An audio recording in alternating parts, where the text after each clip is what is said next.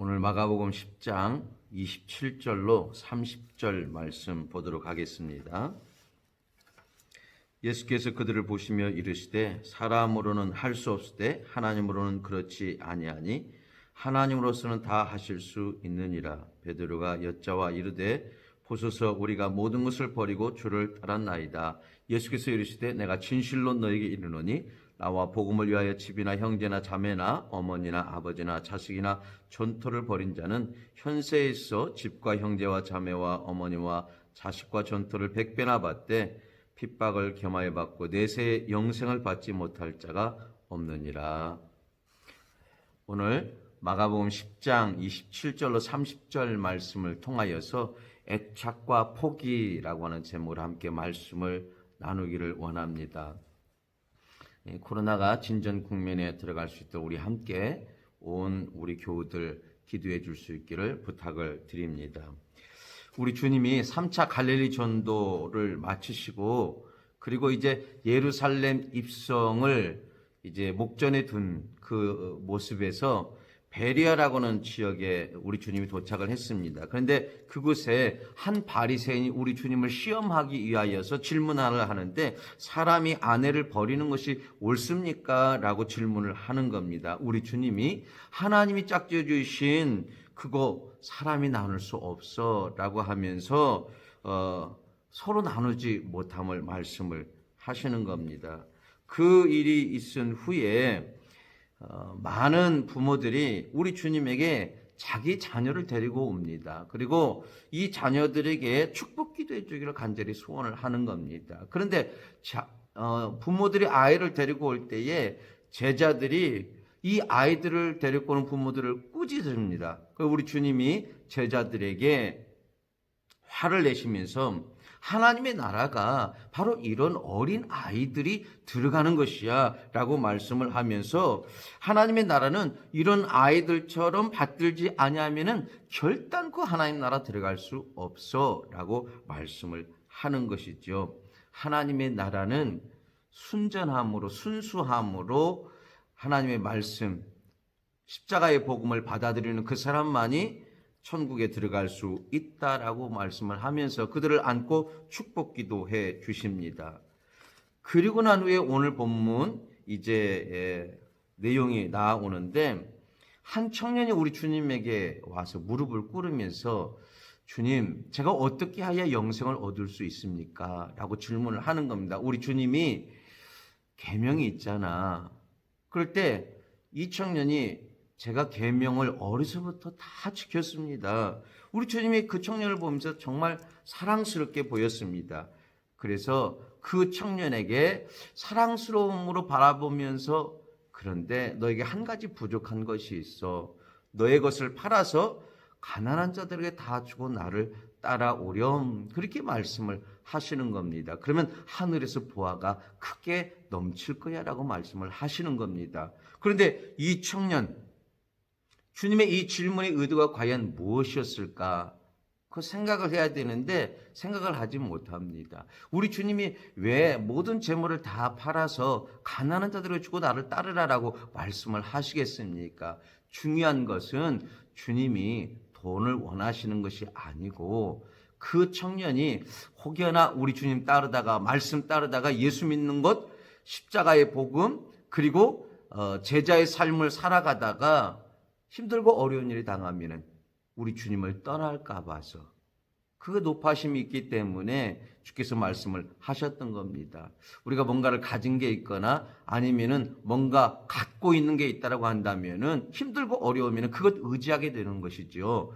힘이 있으면 힘을 의지하고 돈이 있으면 돈을 의지하고 그렇게 되는 것이죠.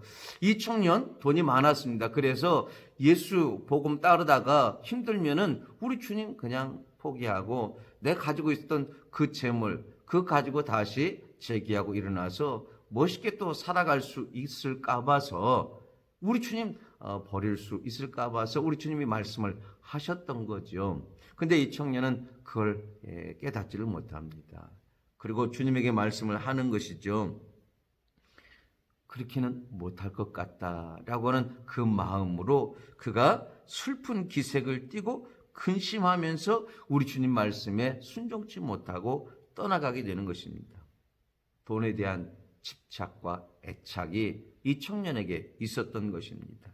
이 돈에 대한 집착, 애착을 끊지 못하기 때문에 우리 주님을 떠납니다. 한 발은 세상, 한 발은 주님을 따르는, 말씀을 따르는 믿음의 생활. 그런데 이게 굉장히 위험한 믿음의 신앙생활이라고 하는 것을 우리는 알아야 됩니다. 세상에 미련을 둔다? 이보다 더 위험한 신앙 모습이 아닐 수 없는 것입니다. 롯의 철을 우리가 생각해 볼 수 있습니다. 소돔과 고모라 성, 자기가 쌓아놨던 모든 것들이 불탈 때에 그는 뒤를 돌아볼 수밖에 없었습니다. 왜? 돈에 대한 집착과 애착을 놓지 못했기 때문에 그런 것입니다. 그리고 그는 필경 뒤를 돌아봤는데 소금 기둥이 되고 말았던 것입니다. 정말 애석하지요. 엘리사의 사환 게하시, 나아만이 문둥병을 치유받고 자기 고향으로 돌아갈 때에 그가 뒤를 따라가서 나에게 은 2벌, 옷 2벌을 주시라. 그래서 은 1벌과 옷 2벌을 달라고 했는데 나아만이 은 2개와 2달란트와 옷 2벌을 그렇게 주는 겁니다. 근데 이걸 통하여서 엘리사가 게하시가 들어올 때에 나아만의 나병이 너와 너의 자손에게 영원토록 있을 것이다 라고 말씀을 하는 겁니다. 정말 애석한 일이죠. 굉장히 위험한 모습입니다. 세상의 미련, 돈에 대한 집착과 애착을 끊지 못하는 것, 굉장히 위험한 모습이라는 걸 말씀을 해주고 있는 것입니다. 돈이 있으면은 행복하겠지. 그렇기 때문에 이 청년은 돈에 대한 이 집착과 애착을 포기할 수가 없었겠죠. 돈이 있으면은 내게 기쁨을 줄 수 있겠지. 돈이 있으면 내 인생 만족하겠지. 라고 하는 이것 때문에 돈이 있으면은 내 인생 최고의 인생 될 수 있어. 라고 하는 이 생각 때문에 그는 돈을 포기하지 못했을 겁니다. 그러나 그렇지 않다는 것을 알아야 됩니다. 돈이 있다고 행복하지 않고 돈이 있다고 우리 인생에 기쁨이 충만할 수 없다는 사실입니다. 우리가 돈에 집착을 하면은 말씀을 따를 수도 없고 그리고 우리 주님과 동행할 수도 없고 우리 주님과 함께하는 삶을 살 수도 없다는 사실입니다. 더 나아가서 우리 주님을 필경은 떠나게 된다는 사실이라는 것이죠. 집착을 포기하지 못하면은 계속해서 그 집착 속에서 살 수밖에 없는 것입니다. 우리가 잘 아는 끌어당김이라고 하는 책에 보면은 그런 내용이 나오죠. 성공은 성공을 끌어들이고 실패는 실패를 끌어당긴다라고 하는 말을 제가 봤습니다. 돈에 대한 집착을 포기하지 못하면 돈이 우리의 생각을 끌어가고 이 생각은 우리 몸을 끌어당기는 악순환이 계속될 수밖에 없다는 것입니다. 그래서 로마서 8장에 보면은 육신대로 살면 반드시 죽을 것이로되 욕심을 따라서 육체의 욕심을 따라 육체와 마음에 원하는 것대로 살면은 반드시 우리가 죽을 것이로되 영으로서 몸의 행실을 죽이면 살리니 육체와 이 육체의 마음에 원하는 것을 쫓지 아니하는 삶을 살면은 우리가 사는 인생이 될 것이다라고 말씀을 하는 겁니다. 육에 대해서 죽고 영에 대해서 사는 인생 되겠다는 것입니다. 하나님의 은혜에 대해서 살고 우리의 세상에 대해서 죽는 인생 되겠다라고 말씀을 하시는 겁니다. 주님은 돈이 내 인생 주인 되지 못하게 하라라고 말씀을 하시는 것입니다. 한 사람이 두 주인을 섬기지 못한다. 돈을 따르든지 주님을 따르든지 두 주인을 섬기지 못한다는 것입니다. 너희가 하나님과 재물을 겸하여 섬길 수 없느니라라고 말씀을 하는 것이죠. 돈이냐 주님이냐. 우리 주님과 말씀을 따르는 인생이 되려면은 그러면 돈에 대한 집착을, 돈에 대한 애착을 포기하고 내려놓아야 된다는 것입니다. 돈의 집착을 포기하지 못하면은 마음의 심한 고통과 그 돈의 고통을 통한 돈의 역습을 받게 될 것을 말씀을 하지요. 디모데전서 6장에 돈을 사랑하는 것이 모든 악의 뿌리가 된다라고 말하면서 이 돈 가지려고 할 때에 그 열망 가질 때에 이 사람 첫 번째 믿음에서 떠나게 된다. 그리고 방황하게 되고 많은 고통을 당하게 되고 마음의 상처를 갖게 될 것이다 라고 말씀을 하는 것입니다. 돈을 사랑하는 것, 돈에 대한 애착, 세상의 미련을 끊지 못하는 것, 굉장히 무서운 신앙의 모습, 위험한 신앙의 모습이라는 것을 말씀을 하고 있습니다.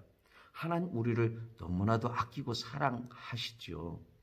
그렇기 때문에 우리에게 돈을 사랑치 말라라고 말씀을 하고 돈에 대한 집착과 애착을 내려놓으라는 것입니다. 우리가 사랑할 것 사랑하고 사랑하지 말 것 사랑하지 말아야 됩니다. 만약에 잘못된 사랑을 하면은 마음의 심한 고통으로, 마음의 심한 상처로 우리의 삶이 피폐해지고 그리고 사막화되어 간다는 것을 말씀을 하고 있는 것입니다. 그래서 우리의 삶 가운데에 돈을 사랑하지 않는 신앙의 삶의 모습, 우리 부자 청년에게 말씀을 하는 것입니다. 그것 다 나눠주고 그리고 나를 따르라. 그러면 하늘의 보화가 있을 것이다. 그런데 이 청년이 그것 하지 못할 때에 제자들이 놀랍니다. 야, 재물 있는 자 하나님 나라에 들어가기가 정말 어려워. 이 말씀 앞에 제자들이 놀랍니다.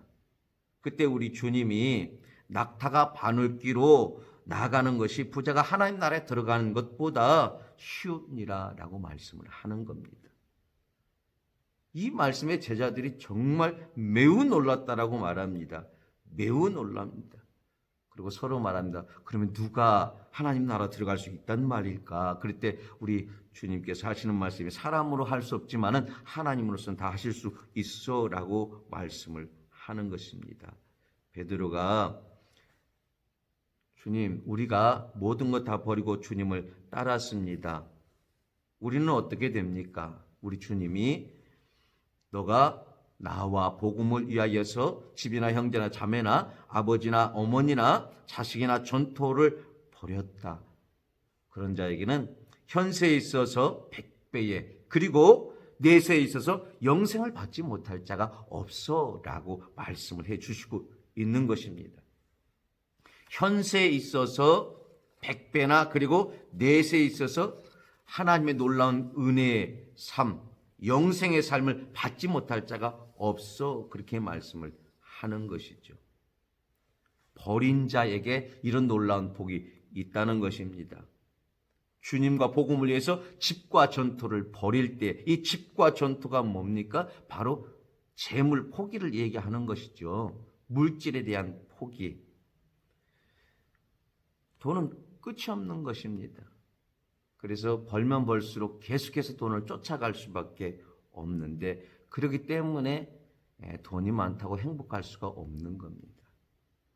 바울 사도는 자족의 비결을 배움을 통하여서 진짜 행복을 그는 알게 되었다라고 말씀을 합니다. 빌립보 4장에 보면은 내가 어떤 형편에 처하든지 나는 행복할 수가 있는데 그거는 배움을 통해서 그렇게 되었다. 내가 풍부함에도 그리고 비천함에도 있어 봤음을 통하여서 배부름과 배고픔을 내가 경험해 봄을 통하여서 넉넉하고 궁핍함 속에 있어 봄을 통하여서 이런 모든 환경 가운데 있음을 통하여서 내가 배운 것이 있는데 그것은 바로 자족을 통한 행복을 배웠다라고 고백을 하는 것입니다. 자족할 때에 행복한다는 것입니다. 이 자족이 얼마나 우리 인생 가운데 행복한 모습이 될 수 있느냐라고 하는 것을 바울 사도가 직접 체험하고 경험하고 우리에게 고백을 하면서 내가 주님 때문에 진짜 행복하고 주님 안에 있을 때 나는 불가능이 없을 만큼 그리스도 안에서 나는 모든 것을 할 수 있어 라고 고백을 하는 겁니다. 그 말은 무슨 말입니까? 주님 안에 있을 때에 자족의 행복, 그 행복 가운데 내게 하나님이 능력 주시고 은혜 주시는데 그 능력과 은혜가 손수건을 갖다 얹어도 치유를 받을 수 있는 놀라운 역사. 예수의 이름으로 귀신아 떠나갈지어다 고백할 때에 귀신이 떠나가고 그리고 온전한 자가 되는 그 놀라운 역사들. 그리스도 안에서 행복과 하나님의 놀라운 능력을 다 경험하게 되는데 그렇기 때문에 여기에 진짜 행복, 참 행복이 있다라고 고백을 하는 것입니다.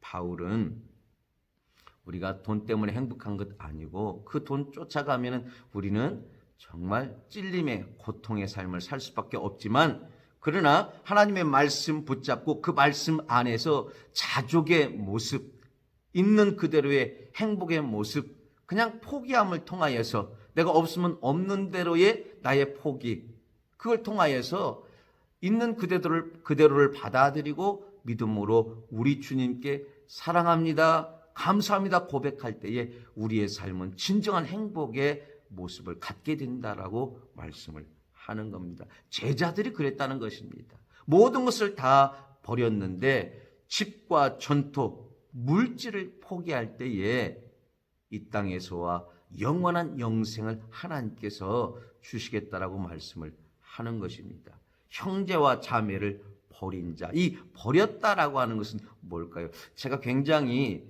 뭔가를 이렇게 좀 버리지 아니하고 늘 그냥 놓아두는 그런 성향이 많습니다. 그런데 제가 그 애착에 대해서 마음을 포기하고 내려놔 버리면은 그러면 그걸 간단하게 버릴 수가 있습니다.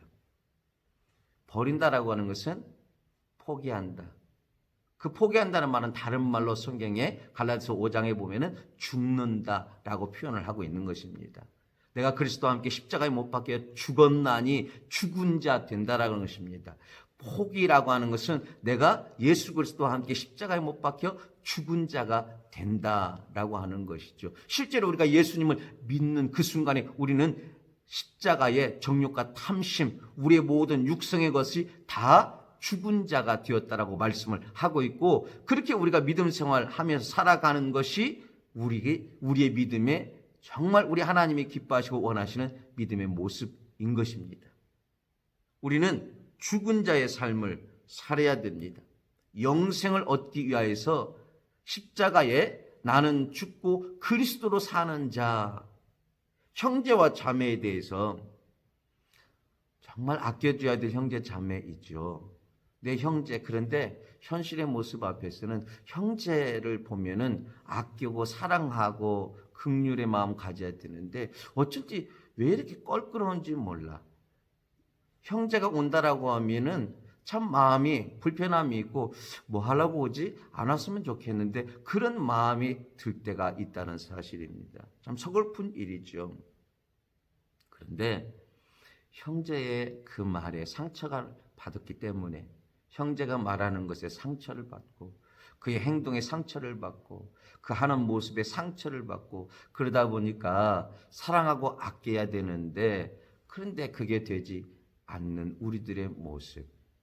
그러나 우리 주님 말씀하시죠. 또 버린 자, 포기한 자, 죽은 자 된다면 그러면 아무리 형제가 너에게 어떤 말을 한다 할지라도 어떤 행동을 한다 할지라도 나 죽은 자야 라고 한다면은 그러고 그 모든 모습에 대해서 그냥 그러려느니 하고 포기하고 받아들이게 된다면 그러면 우리는 하나님의 은혜 안에서 그를 능히 받아들일 수 있고 사랑할 수 있게 된다는 것이죠. 어머니나 아버지를 버렸다. 제가 아는 어떤 분 정말 주님 때문에 행복하고 주님 없이는 못 살아라고 고백하는 분입니다. 그런데 그분이 나는 어머니와 한 집에서는 정말 살기 힘들어. 너무너무 살기 힘들어. 나는 함께는 못 살 것 같아. 그렇게 이 얘기를 합니다. 그 말은 무슨 말일까요? 부모와 함께 한다는 게 쉽지 않다는 것을 말을 하고 있는 것이죠. 친정 어머님에도 불구하고 함께 한다는 게 쉽지 않다는 것입니다. 그런데 시어머니 또 시아버지, 이 얼마나 힘들고 어렵겠습니까? 또 자녀인 입장에서 부모를 공경하고 사랑하고 그리고 순종한다는 거, 이것도 참 힘들고 어렵고 쉽지가 않습니다.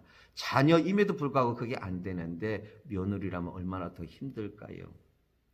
그런데 나 죽은 자야. 나는 십자가에서 나의 이 육은 못 박혀서 죽어서 라고 하는 믿음의 고백을 하게 된다라고 하면, 그래서 어떤 행동을 하든지 간에, 어떤 말을 하든지 간에, 어떻게 하든지 간에 그 모든 것들을 받아줄 수 있고 이해할 수 있고 포용할 수 있을 거라는 것이죠. 그게 바로 버린 자, 포기한 자, 죽은 자라는 이 얘기죠. 자식에 대해서 어떻습니까? 십자가는 날마다 지는 것이라는 스크랩의 한 내용을 제가 소개하려고 합니다. 학자들에 의하면 3명 중 1명은 순종형이 있지만은 또 하나 고집형 아이가 있다라고 하는 것이죠. 고집불통의 아이. 그래서 자기 고집이 강하고 자기 주장이 강하고 천방지축, 그리고 개구리처럼, 청개구리 인생처럼 그렇게 늘 반대로 하는 아이. 이 아이가 4, 5살 이 어린 아이임에도 불구하고 이 손님이 찾아오면은 엄마 아빠가 이게 어떻게 손님 앞에서 할 수 없음을 이 아이들이 안다는 겁니다. 그래서 손님이 찾아오면은 더 심하게 자기 고집을 부리고 자기가 하고 싶은 행동을 다 하게 된다는 것입니다. 한 담임 목사님이 부목사님 이제 가정에 신방을 갔습니다. 예배를 드립니다. 그런데 4, 5살 먹은 이 아이가 목사님이 와서 예배를 드리니까 손님이 왔잖아요. 이 아이가 손님이 온 걸 벌써 압니다. 그리고 얼마나 소리를 지르고 떠드는지 엄마를 불러쌌고 문을 쾅 닫고 정말 그대로 받아들이기가 너무 힘들 만큼 너무나도 힘든 그런 예배 시간의 모습을 하고 있는 겁니다. 그런데 사모님이 계속해서 중얼중얼 무슨 얘기를 하고 있더라는 겁니다. 그래서 목사님이 무슨 얘기를 하고 있는가를 자세히 들어보니까 아이가 엄마 뒤에 와가지고 머리채를 확 잡아 따닐 때에 끌을 때에 이 엄마가 나는 죽었어. 이 아이가 문을 확 닫으면서 들어갈 때에 엄마가 나는 죽었어. 다시 뛰어나오면서 엄마 뒤에서 뒹굴 때에 나는 죽었어. 목사님 설교하는 데에 소리를 지르는데 나는 죽었어. 나는 죽었다라고는 얘기를 하는 겁니다. 날마다 우리의 삶의 모습, 그 어떤 삶의 모습 가운데도 나는 죽었어. 매일매일 나는 죽었어. 우리가 나는 죽었어 라고 하는 이 고백을 하게 된다면 이게 참 되지 않지요. 나는 죽었어 라고 하는 것이 쉽지가 않죠. 그런데 우리는 날마다 해야 됩니다. 그리고 또 쉽지 않은 이 모습 가운데 우리는 그래서 27절의 말씀을 우리가 붙잡는 겁니다. 사람으로서는 할 수 없을 때 하나님으로서는 능히 하실 수 있나니 하나님으로서는 다 하실 수 있다라고 말씀하시는 이 말씀을 우리가 붙잡는 것입니다. 하나님은 다 하실 수 있다. 우리 주님께 긍휼과 우리 주님께 은혜를 구하는 것입니다. 하나님, 나는 죽었어를 고백하지만 또 살아서 이렇게 펄펄 나라고 하는 자아가 살아서 이렇게 살고 있습니다. 아버지, 나에게 힘을 주시고 긍휼을 더해 주시고 은혜를 더하여 주옵소서. 나는 십자가에 못 박혀 죽은 자입니다. 이제는 내가 사는 거 그리스도와 함께 주님의 영광을 위해서, 주님의 향기, 주님의 빛이 되기 위해서 사는 나입니다. 그런데 그게 잘 되지 않습니다. 주님 도와주시고 은혜 베풀어 주옵소서. 우리가 주 앞에 긍휼을 구하며 기도를 하는 것입니다. 날마다 나는 죽었어. 죽음의 고백을 하는 것입니다. 이 죽음의 고백을 통하여서 우리가 매일매일 믿음으로 승리하는 자가 될 수 있는 것입니다. 우리 주님이 우리에게 늘 말씀하시는 것은 나는 죽었어가 잘 안 되지. 그렇기 때문에 주님 의지하고 그리고 늘 믿음으로 고백하면서 말씀 붙잡고 말씀이 내 심령에 살아 움직이도록 함을 통하여서 주님이 내 안에 내가 주님 안에 있음을 날마다 놓치지 않는 삶을 살아감을 통하여서 그래서 우리의 모든 삶이 이제는 늘 하나님을 기쁘시게 하는 삶 되기를 우리 하나님은 원하시는 겁니다. 부자 청년의 이 재물 만약에 나는 죽었어라고 하는 고백이 그 속에 있었다라고 한다면 능히 주님의 말씀을 붙잡고 따를 수 있었을 것입니다. 우리의 모든 삶의 어려운 환경들 나는 죽었어.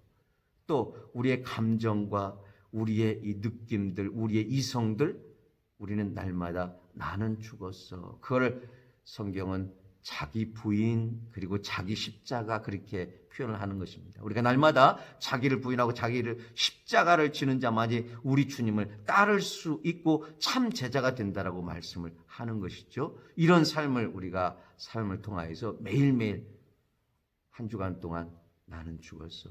나는 죽었어. 나는 죽었어. 어떤 일을 경험하든지 나는 죽었어. 어떤 상황이 되든지 나는 죽었어. 어떤 사건과 문제 앞에서 나는 죽었어. 나는 죽은 자야.